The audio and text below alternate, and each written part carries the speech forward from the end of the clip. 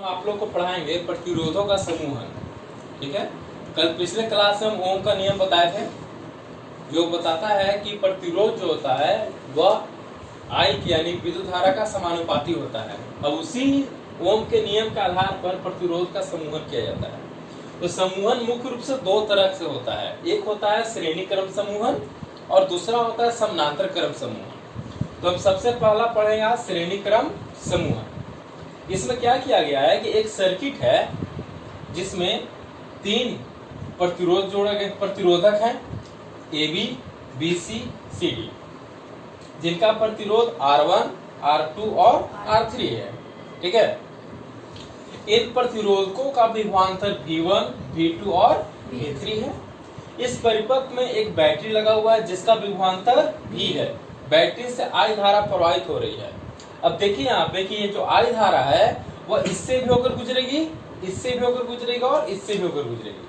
ठीक है, यानी कि धारा का मान तीनों प्रतिरोधकों के लिए एक बराबर है, किसी में कोई परिवर्तन नहीं हो रहा है। ठीक है, यहाँ पे देखते हैं, माना कि तीन प्रतिरोधक है R1, R2 और R3, जिससे होकर I धारा प्रवाहित हो रहा है। प्रतिरोधक AB, BC, CD का विभवांतर क्या है? V1, V2 और V3। अब हम ओम का नियम देखते हैं। किसका नियम?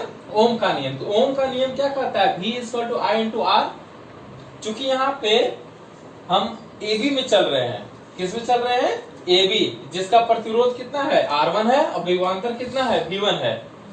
इसलिए इसका V1 = I × क्या हो गया? R1। इसी तरह से V2 = I × R2, V3 = I × R3 हो गया। IR1 है ना? IR1, IR2 and IR3। ठीक है, अब अगर बैटरी का विभवांतर क्या है? V है, तो ये V जो विभवांतर है यही ना तीनों में बटा हुआ है। मतलब कि तीनों को अगर हम जोड़ देंगे तो आपस में फिर V मिल जाएगा, मिलेगा ना।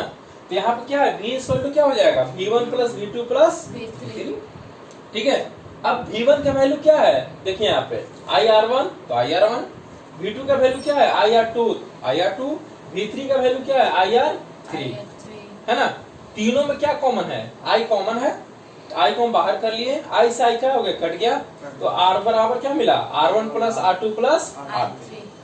अब यहाँ पे हम एक चीज देखेंगे कि समूहन दो तरह के होते हैं, एक होते हैं श्रेणी क्रम समूहन और दूसरा होता है समानांतर क्रम समूहन। तो चूंकि यहाँ पे श्रेणी क्रम समूहन का पढ़ रहे हैं, इसलिए इस समूहन का समतुल्य प्रतिरोध क्या माने हैं? RS।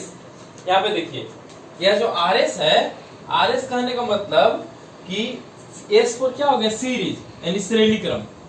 ठीक है, देन RS = क्या हो गया?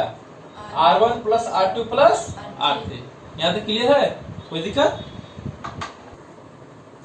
अब हम देखते हैं इसका दूसरा, यानी कि समानांतर क्रम समूह।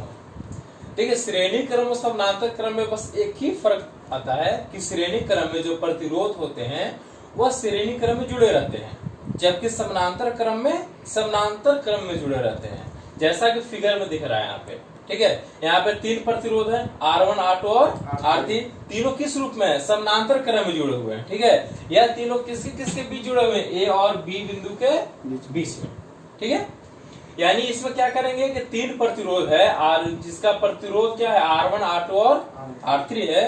उसे क्या करेंगे? एक परिपथ में हम जोड़ेंगे, लेकिन तीनों किस क्रम में होने चाहिए? श्रेणी समानांतर क्रम में होना चाहिए। ठीक है, अब यहाँ देखते हैं कि इस एक जो सेल बैटरी जो जुड़ा हुआ उसका विभवांतर क्या है? V है। अब यहाँ पे यह V जो है, इसका R1 का विभवांतर V होगा, R2 का विभवांतर V होगा और R3 का भी विभवांतर V होगा, क्योंकि तीनों किस क्रम में जुड़े हुए हैं? समानांतर क्रम में। क्लियर यहाँ तक? अब इस बैटरी से I धारा निकलती है। कौन सी धारा? I, जो कि यहाँ जाते ही तीन भाग में बढ़ जाएगा। जिसका प्रतिरोध R1 है उसके लिए I1 धारा मान लिए, जिसका R2 है उसके लिए I2 मान लिए, और जिसका R3 है उसके लिए I3 मान लिए। ये तीनों जब वापस यहाँ से बैक करेगा और वापस फिर बिंदु पे मिलेगा, तो फिर यहाँ से कौन सा धारा बन जाएगा? I बन जाएगा, बनेगा। वही यहाँ पे लिखा हुआ है कि तीन प्रतिरोध R1, R2 और R3 को क्या किए हैं? A और B के बीच में जोड़ा गया है, जिनसे क्रमशः I1, I2 और I3 धारा प्रवाहित हो रही है। तीनों धारा वापस पुनः मिल क्या बना लेगा? I बना लेगा, यानी कि I बराबर क्या हो गया? I1, I2 and I3। Clear आ था। इसके बाद हम पुनः फिर मानेंगे कि ठीक है, तो ए और बी का बीच का विभवांतर क्या मान लिए, भी मान लिए। तो भी जब माने तो इसका भी, इसका भी और इसका भी, यानी कि तीनों का प्रतिरोध का विभवांतर क्या हो जाएगा, भी हो जाएगा। तो ओम का नियम क्या कहता है, I बराबर V बटा में R, इन है। तो यहाँ पे I1 लेंगे तो R1 लेंगे, यानी I1 बराबर V बटा में R1, I2 बराबर V बटा में R2 एंड I3 बराबर V बटा में R3। ठीक है। अब समीकरण 1 देखिए, 1 में क्या है, I बराबर I1 plus I2 plus I3। तो इसी समीकरण में यह तीनों वैल्यू को पुट कर लेंगे तो क्या मिला, I बराबर V बटा में R1 प्लस V बटा में R2 प्लस V बटा में R3। ठीक है। अब यदि हम इसका समतुल्य प्रतिरोध RP, देखिए हम जो फर्स्ट पॉइंट था जिसमें क्या था, श्रेणी क्रम समूह पे हम लोग RS लिखे थे, यहाँ पे क्या लिख रहे हैं, RP। क्यों, क्योंकि P4 पैरेलल, यहाँ समूहन कैसा है, समानांतर क्रम है, इसलिए वहां पे क्या लिखेंगे हम, RP लिखेंगे। ठीक है।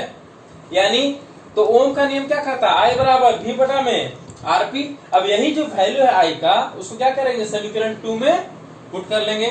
तो अब यहां देखते हैं समीकरण 2, यानी कि लिखेंगे समीकरण 2 से।